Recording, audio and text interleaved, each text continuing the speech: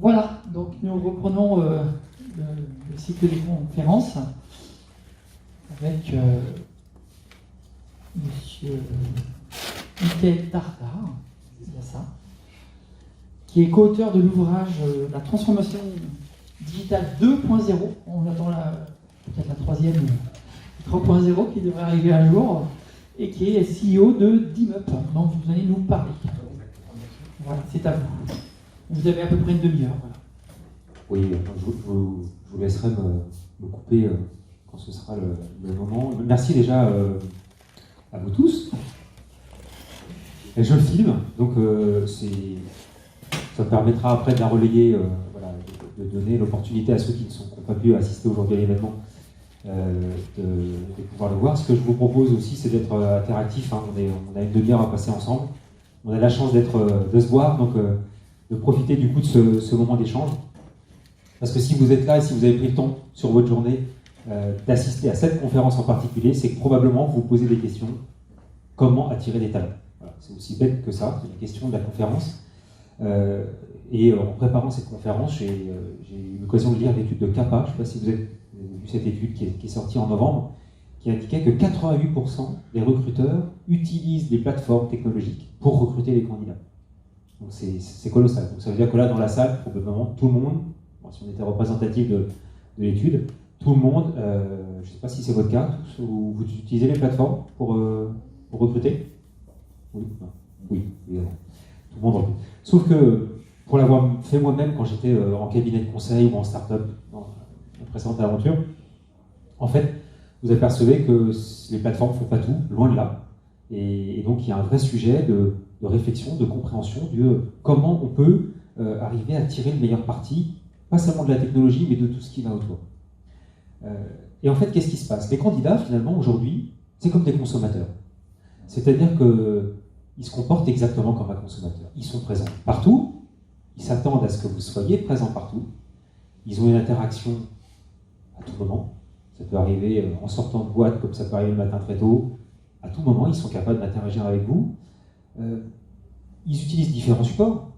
Ça peut être le téléphone portable, ça peut être leur ordinateur, ça peut être l'échange, pourquoi pas, en physique. Et donc, du coup, la conséquence de ça, c'est qu'il faut les considérer comme des clients. C'est-à-dire que ça peut paraître contre-intuitif de dire ça, mais finalement, un candidat, c'est un client comme les autres. Un client qu'il va falloir séduire, qu'il va falloir accompagner dans son parcours client, on va appeler ça le parcours candidat. Et donc, on va du coup réfléchir ensemble à qu'est-ce qu'il faut mettre en place pour avoir cette approche orientée client du candidat. Le bouton, voilà. On va y aller, voilà, comme je vous disais, comme des clients. Le point finalement qui est assez particulier par rapport au métier classique du RH, c'est finalement de devenir un peu un marketeur. Et donc d'adopter les codes du marketing, ou en tout cas les réflexes et les compétences marketing, qui vont permettre de réfléchir et d'orienter du coup sa campagne de recrutement de la même manière qu'un marketeur le fait pour séduire des clients. Alors, sur un point stratégique, la première question que vous allez avoir à vous poser, c'est comment vous allez construire le plan stratégique qui permet de cibler les talents. Ça ne va pas se faire juste en mettant des annonces. On le sait, ça ne fonctionne pas. On sait aussi que, du coup, une stratégie qui cible des clients, enfin, les fameux candidats clients, finalement, ça veut dire que vous allez devoir combiner la stratégie de l'entreprise avec les équipes opérationnelles, les managements, les structures qui vont être en facial avec les candidats, de sorte à ce que la stratégie fonctionne bien et que, du coup, à tout moment, on soit capable d'adresser les candidats. Donc ça, c'est la première chose, réfléchir à votre plan stratégique. La deuxième question que vous allez vous poser, c'est comment identifier les talents? Comment arriver à les trouver? Comment les sourcer? Pour ça, vous allez réfléchir à mettre en place une veille. Une veille qui va vous permettre d'identifier les candidats, pas seulement avec les parcours classiques, en étant en mode push, mais aussi en étant en mode pull. En attirant, du coup, vous savez, avec de l'inbound marketing, par exemple, avec la capacité à pouvoir attirer du client vers vous, enfin, du candidat, pardon, vers vous. Vous allez aussi vouloir les séduire en vous présentant sous votre meilleur jour. Et pour ça, vous allez mettre en place et être très attentif à votre réputation. Il y a un certain nombre d'études là-dessus qui vous expliquent que voilà, de plus en plus, les candidats sont attentifs à un certain nombre de respects sur les valeurs de l'entreprise, ce genre de choses. Ça veut dire que vous allez devoir y travailler et apporter des contenus qui permettent de traiter ces sujets-là. Et vous allez devoir aussi vous poser la question de vous adapter aux talents. Et pour ça, vous adapter, ça veut dire comprendre les comportements et les usages de ces gens-là. Je vous disais tout à l'heure, hein, finalement, un candidat, c'est comme un client. Ça veut dire que si vous ne comprenez pas comment il se comporte, à quel moment il interagit, pourquoi il interagit comme ça, quelle est sa motivation pour rentrer en contact avec vous, pas seulement sur le fond, sur votre métier, sur l'offre de métier que vous proposez, mais sur la manière aussi et le parcours candidat que vous proposez, si vous n'intégrez pas ces dimensions-là, vous ratez quelque chose. Et puis, vous allez vous poser la question de, je disais tout à l'heure, le candidat il est activable tout le temps, en permanence, H24. Ça veut dire que vous allez devoir être présent sur des canaux numériques, qui eux sont les seuls vraiment capables d'être présents en permanence. Il faut bien que vous dormiez, vous, en tant que recruteur. Néanmoins, les canaux numériques ont cette grande vertu de pouvoir être accessibles à tout moment. Donc voilà sur les parties stratégiques. Votre offre de poste et votre offre finalement qui va séduire ce candidat. Quelle question vous allez vous poser? D'abord, vous allez poser la question de sa capacité à pouvoir être opérée partout. Pas seulement là où vous pensez qu'elle doit être, mais là où vos candidats vont la chercher. Je vais caricaturer un peu à l'extrême pour vous montrer, mais si par exemple un candidat réagit à des offres ou à une proposition d'emploi dans un jeu vidéo, pourquoi ne pas être présent dans un jeu vidéo? Je vous montre après jusqu'où les choses peuvent aller. En fait, de manière générale sur le marketing, vous vous apercevrez qu'il faut être présent là où sont présents ceux que vous décidez. C'est aussi d'être présent. Donc c'est pas forcément parce que vous êtes, je vais donner un exemple que j'ai vécu, c'est pas parce que vous avez vos offres sur vos profils de collaborateurs sur Welcome to the Jungle que pour autant vos candidats vont passer par là. C'est pas du tout garanti. Deuxième aspect, comment donner accès aux services sur tout le parcours d'acquisition des talents. Et bien pour ça, vous allez vous poser la question de la disponibilité de ces services. C'est-à-dire que vous allez avoir des contenus et qui vont être hostés mis à disposition sur les services. Évidemment, il faut que ces services soient disponibles au moment où vos candidats les consomment. Comment vous allez piloter des actions online? Et bien simplement en étant très attentif à votre taux de transformation. C'est exactement ce que fait un marketeur. Quand il publie une offre sur un site web, quand il publie sur un site e-commerce un produit, et bien qu'est-ce qu'il fait? Il regarde le taux de transformation. Voilà. Donc ça, c'est pour vous assurer du coup que vos actions sont consommées du coup par vos sites. Quand vous voulez vous poser la question de séduire partout, ben, ça veut dire que vous allez avoir une cohérence de tous vos supports. Ça serait complètement absurde de mettre une offre sur un support et puis d'oublier de l'enlever au moment où elle est pourvue. Je vous donne un exemple qui peut arriver. Voilà. Ça veut dire qu'il faut être très attentif à ces éléments parce que vos candidats, eux, ils vont le voir s'ils passent sur les différents supports. Vous voulez atteindre vos cibles, comment vous allez faire? Ben, simplement en veillant à la notoriété de votre marque. Vous avez une marque numérique et donc une implantation numérique, une accessibilité de cette marque. Et donc il faut y penser pour que justement vos candidats les trouvent à tout moment. Comment vous allez interagir avec les cibles au travers des réseaux sociaux? Et bien simplement en étant attentif à l'audience. Vous savez très bien qu'à partir du moment où un candidat commence à s'intéresser à votre marque, vos réseaux sociaux sont révélateurs de votre activité en tant que marque employeur, mais marque de manière générale véhicule les valeurs. Et donc c'est important en tant qu'RH d'être aussi attentif à ça pour apporter au travers de ces canaux les éléments de contenu qui sont intéressants et séduisants pour les candidats. Comment interagir avec les cibles au travers des médias sociaux? Eh bien, ça c'est une chose, mais aussi au travers de tous les autres canaux. L'omnicanalité qui existe en tant que client, vous la vivez vous-même en tant que consommateur, pensez-y également au niveau du parcours candidat. Ça veut dire que si vous avez des points de vente par exemple, il va être intéressant d'impliquer les commerciaux, enfin, les gens qui sont en facial avec le client, parce que les offres d'emploi, elles les concernent aussi. Ils sont véhicules, ils sont les porteurs de la marque et donc de l'activité de recrutement. Voilà, j'ai parlé des points de vente, mais c'est pareil pour les sites web, c'est pareil pour tous les points de contact. Concrètement, vous réfléchissez vous voyez votre candidat et vous dites quels sont ces points de contact avec mon entreprise. Et là, ça s'appelle l'omnicanalité et la cohérence que vous allez offrir sur tous ces points de contact. Enfin, comment vous allez proposer une expérience candidat qui soit attractive? Vous allez réfléchir à ce qui se passe avant le recrutement, ce qui se passe après le recrutement. Ça, c'est fondamental. Il y a combien d'histoires malheureuses de candidats sont voilà, ont été bien appréhendés en amont, ils ont été séduits, ils ont été bien cajolés, et une fois dans l'entreprise, c'est plus la même chanson. Ça, c'est désastreux, parce que, évidemment, ils ne sont pas encore complètement dans l'entreprise, donc ils s'expriment. Donc ça peut nuire à votre marque. Et donc, du coup, il faut réfléchir du coup, à ce qui se passe en amont et en aval. Une fois qu'on a dit ça, là, on a compris le cadre général, d'un point de vue stratégique et du point de vue de l'offre. Donc la stratégie, vous avez compris, hein, comment je vais aller chercher et ce que je mets en place pour aller chercher mes candidats. Et du point de vue de l'offre, eh bien, quelle offre je propose, quel parcours client je propose, quelle cohérence je vais mettre en œuvre. Maintenant, on va s'intéresser au traitement de ces candidatures. Pour ça, on va regarder dans l'intérieur de l'entreprise et l'organisation qui est mise en place pour justement supporter ce parcours. Alors, première question, c'est comment organiser les relations avec les candidats. Ça paraît tout bête, mais un RACI, ça aide beaucoup. Savoir qui fait quoi quand on traite une candidature, pour éviter les chevauchements et avoir une cohérence, du coup, qui soit compréhensible et un parcours qui soit intelligent pour le candidat. Comment garantir la qualité des relations au travers des outils numériques? Ça peut paraître... je ne sais pas si vous avez une charte numérique qui est en place aujourd'hui dans votre entreprise, mais c'est absolument fondamental. Et cette charte, elle doit couvrir non seulement les droits et obligations de l'opérationnel qui utilise les outils que vous mettez en place, mais elle doit aussi intégrer des éléments plus personnels, de collaboration vis-à-vis des réseaux sociaux, par exemple. Parce que chacun des collaborateurs devient un porteur de la marque.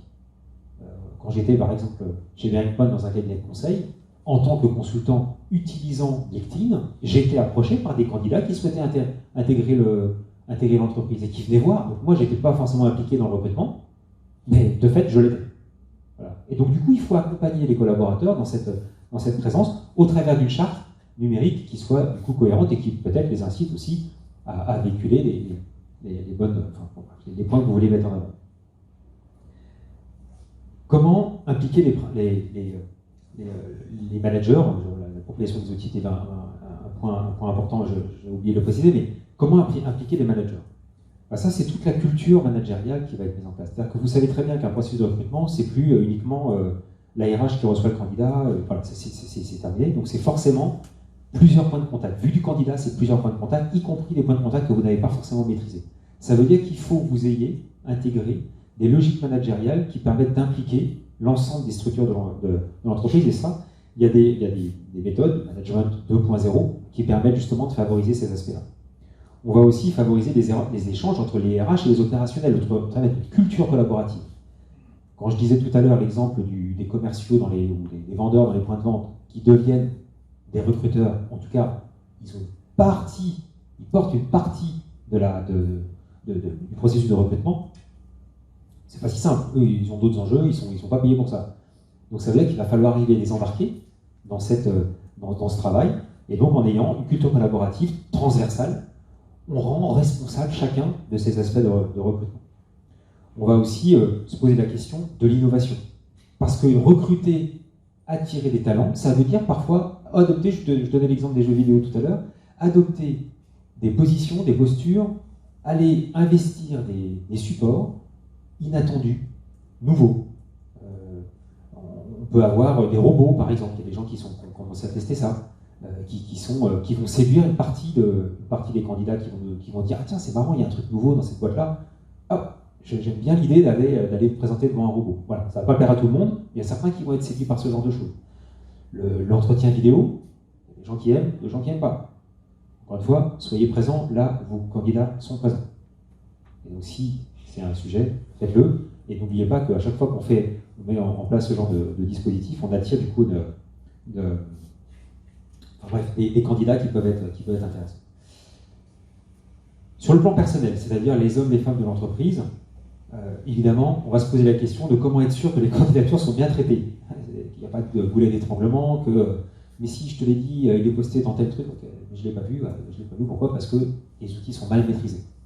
Ça veut dire que ce n'est pas parce que vous avez pensé un process, que vous avez mis en place des outils, que pour autant, votre processus est garanti. Je reprends l'exemple de Welcome to the Jungle. On a pris l'abonnement avec la boîte avec laquelle j'étais. On a tourné les vidéos, donc des opérationnels, ont pris de leur temps et ont accepté l'idée d'être mis en avant pour parler de l'entreprise, pourquoi ils sont là, etc. On a juste oublié un truc, c'est qu'il fallait regarder le back-office de Welcome to the Jungle. C'est con, hein? Donc on a raté les candidatures. Il y a des gens qui ont vu ces vidéos, qui ont dit « Ah, moi ça m'intéresse de vous rejoindre ». Puis un jour, il y a quelqu'un qui s'est posé la question, il dit « En fait, on n'a rien su dans cette... Oh bah non, on n'a rien su. Mais on s'est connecté. Tout le monde se regarde, personne ne s'est connecté. Donc on a perdu des dizaines de candidatures comme ça. Voilà. Donc on a dépensé de l'argent, on a impliqué les collaborateurs pour rien, et voilà, résultat, zéro. Donc, super important.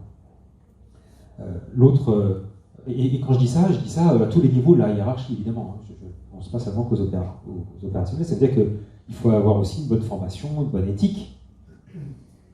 C'est être présent, c'est un engagement qui est fort, donc il faut avoir une éthique par rapport à ça, sur le traitement, du jugement qui est donné de ces données.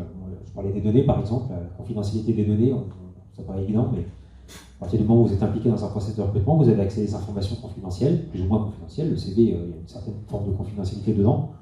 On comprend aisément que même si vous êtes partiellement impliqué, il faut que votre collaborateur soit conscient justement de la valeur de cette information pour le candidat. Comment garantir la disponibilité H24 des services de recrutement? Eh bien, en mettant en place une culture d'entreprise qui est adaptée. Je vous disais tout à l'heure, les plateformes numériques sont là pour ça, pour nous aider à être présents à H24, mais ça ne suffit pas. Donc il va falloir du coup être impliqué l'ensemble des collaborateurs dans cette présence.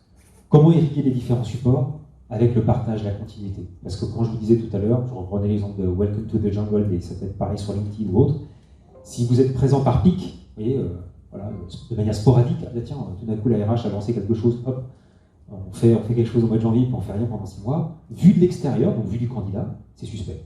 Qu'est-ce qui se passe dans cette boîte? Elle ne vit pas, ils n'ont rien posté depuis 6 mois, on ne comprend pas. Alors que si vous relayez, voilà, je vois que vous agitez, parce que je suis dans les vents, c'est bon? Ok, ça marche. Donc, du coup, cette continuité, vous allez l'assurer par le partage au sein de l'organisation. Vous allez aussi assurer la contribution de chacun, et donc les éduquer, l'ensemble des collaborateurs qui sont impliqués dans le process.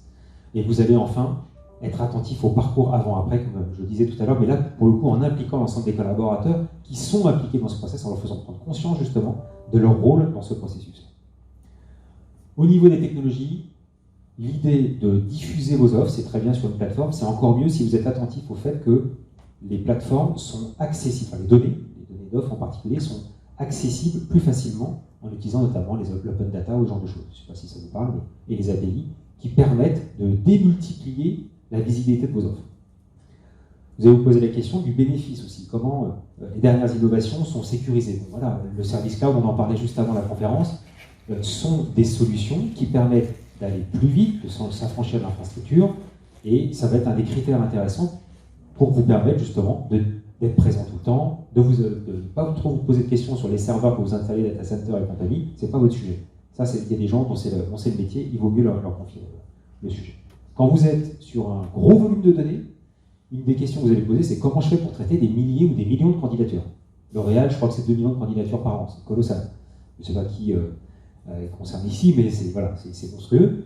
Et donc dans ce cas-là, il y a des solutions de robotisation que vous connaissez peut-être, donc le RPA, si vous ne connaissez pas le terme, qui permet justement de traiter automatiquement toute ou partie d'un processus.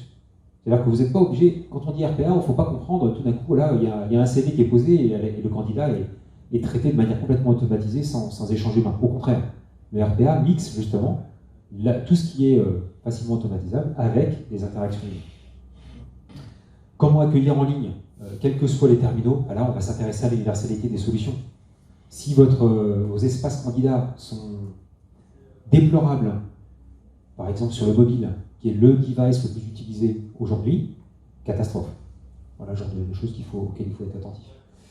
On va se poser la question sur l'accessibilité, bien évidemment, pour que le plus grand nombre accède à l'ensemble de vos offres. On va se poser la question aussi de l'évolutivité des outils, de leur visibilité. Et pour ça, on va être très attentif aux standards qui sont utilisés. Si vous envisagez un outil, quel qu'il soit, posez-vous la question des standards technologiques qui sont mis en œuvre. Voilà, ça c'est très très important parce que c'est ça qui va garantir le fait que vos services sont disponibles sur la majorité des supports. la tablette, le mobile, l'ordinateur, le petit, le grand, etc. Les télés maintenant, vous voyez. Donc c'est des supports, si vous utilisez les standards, c'est beaucoup plus simple d'accéder à vos contenus. Et enfin, pour garantir la disponibilité, vous allez vous poser la question de l'accessibilité technique à tout moment. Donc là, c'est là où on a des taux d'engagement, de service avec vos prestataires. Regardez bien ces aspects-là pour que vous soyez disponible, on en revient toujours là, à tout moment, puisque c'est eux qui sont joignables à tout moment.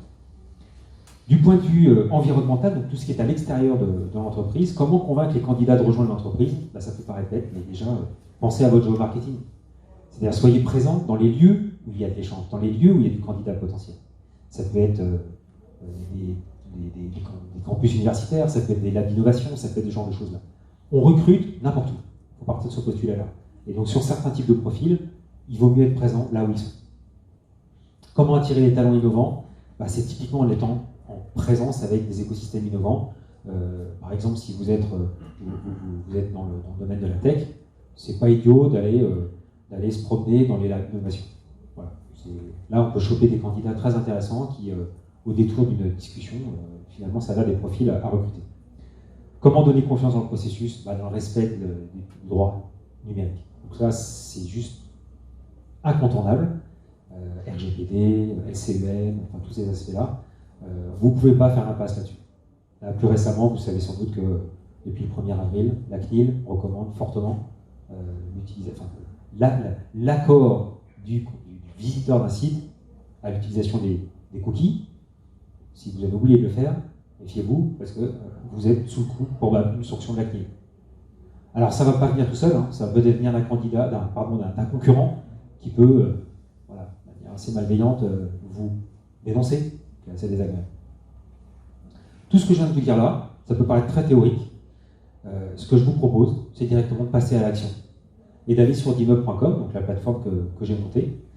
En créant votre compte, vous allez vous abonner, l'abonnement découverte a le bon goût d'être gratuit en tout, donc comme ça, ça sent vraiment dommage de s'en passer. Très simple, vous allez renseigner votre nom, prénom et puis quelques caractéristiques vraiment minimales. Vous allez décrire l'entité économique, c'est-à-dire l'entreprise, le service, le département, le processus de talent acquisition. Quand vous êtes une grosse entreprise, ça peut être carrément un processus que vous allez étudier. Et puis à partir de là, vous allez lancer ce qui s'appelle un diagnostic détaillé. C'est-à-dire que vous allez passer au crible à ce processus de tout ce que je viens de vous raconter là. Tous les aspects qu'on a vus ensemble, et vous allez être guidé par la plateforme qui va finalement vous dire, ok, sur tel sujet, tous les sujets qu'on vient de voir ensemble, quel est votre niveau de pratique actuel? Et vous verrez que la plateforme vous score, du coup, votre niveau de pratique. Vous êtes au niveau 1, 2, 3, 4 ou 5. Tous les indicateurs sur un niveau de 1 à 5. Et une fois que vous avez fait ça, qu'est-ce qu'il vous reste à faire? Bien sûr, rentrer dans une boucle d'amélioration. Parce qu'une fois que vous avez fait votre diagnostic, vous aurez identifié ce qui va bien et ce qui va moins bien et qui doit être amélioré. À votre guise, évidemment. Vous pouvez très bien vous rendre compte que tel sujet est faible, mais vous faites l'impasse pour des raisons qui vous sont propres. Tout ce que je vous explique là, vous avez des tutoriels, vous avez envie de faire l'essai sur la chaîne d'immeuble. Alors vous verrez que je suis fâché avec YouTube qui lui refuse de me mettre le point entre dim et up, mais c'est pas grave. J'arrive pas à les... J'ai essayé, mais j'ai pas réussi à les mettre au pas, mais c'est pas grave. Et donc si vous tapez d'immeuble sur YouTube, vous trouvez les tutoriels pour les diagnostics détaillés. Ça prend 20 minutes pour apprendre à se servir de la plateforme maximum. Si vous n'avez pas envie de voir le tutoriel, vous y allez directement, c'est fait pour être autoportant. Vous avez vos téléphones, vous pouvez le faire tout de suite.